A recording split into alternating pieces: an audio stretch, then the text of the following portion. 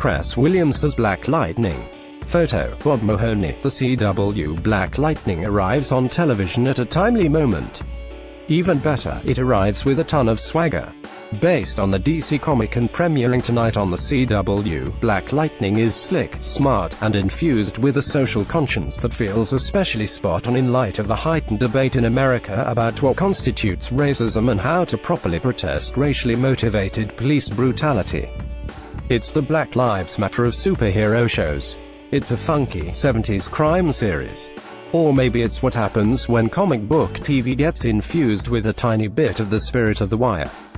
Cress Williams, Heart of Dixie, Friday Night Lights, stars as Jefferson Pierce, the Garfield High School principal who harbors secret and literally shocking powers, but has been retired from crime fighting for the past 9 years.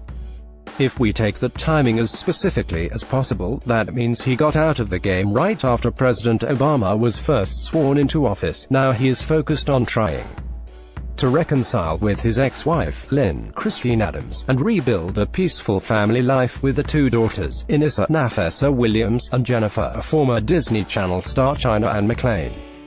It's instantly apparent that this is going to be difficult given that Inissa, who teaches part-time at Garfield, is so outspoken about the violence being perpetrated in the city of Freeland by a gang called the 100, and about how the cops respond to it.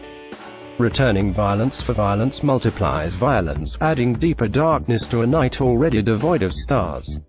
Jefferson tells her, quoting Drive, Martin Luther King Jr., "I'm sick and tired of being sick and tired." Inissa shoots back, borrowing the words of civil rights activist Fannie Lou Hamer.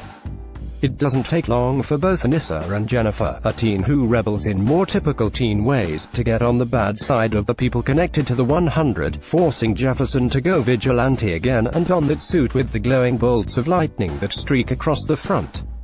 Like every superhero show, Black Lightning delivers energizing fight sequences and intriguing nemesis that our protagonist must confront. As readers of the comics have probably already guessed, the big baddie in this series is gang kingpin Tobias Whale, played with simmering menace by rapper Marvin Crondon Jones 3, but as developed by husband and wife producing team Salima Kill and Mara Brockerkill, being Mary Jane, alongside co-producers and Arrowverse veterans Greg Berlanti and Sarah Schechter. It is more organically substantive than much film and TV comic book fare. It's also deeply aware of its black popular culture roots, with a soundtrack that swings from hip-hop to Nina Simone to 70s soul.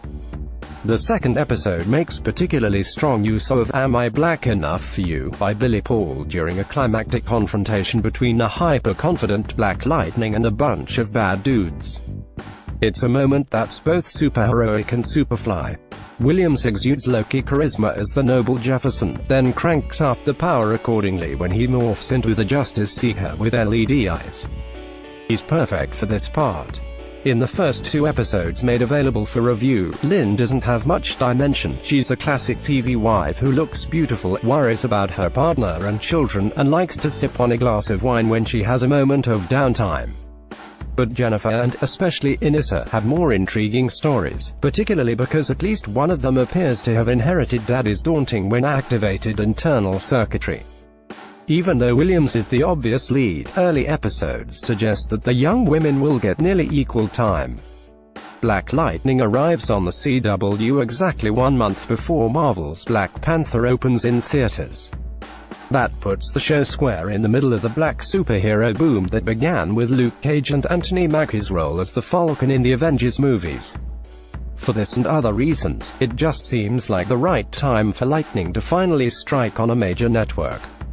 Evil is running rampant like a plague through this city. Hell, through this world. Jefferson's mentor Peter Gamby, James Remar, says while trying to explain why Black Lightning must return. Again, the subtext isn't shouted, but it's clear.